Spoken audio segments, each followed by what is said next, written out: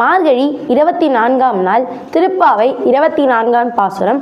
அன்று இவ்வுலகம். அன்றே இவ்வுலகம் அளந்தாய் அடி போற்றி, சென்றங்கு தென்னிலங்கை செற்றாய் திரள் போற்றி,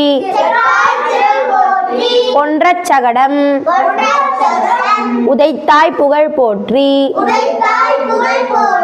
கன்று குணிலாய் எரிந்தாய் கழல் போற்றி, குன்று குடையாய் எடுத்தாய் குணம் போற்றி, வென்று பகை கெடுக்கும் நின் கையில் வேல் போற்றி, என்றென்றும் சேவகமே ஏந்தி பறை கொள்வான், இன்றியாம் வந்தோம் இரங்கேலோர் எம்பாவாய். ஆண்டாள் திருவடியிலே சரணம்.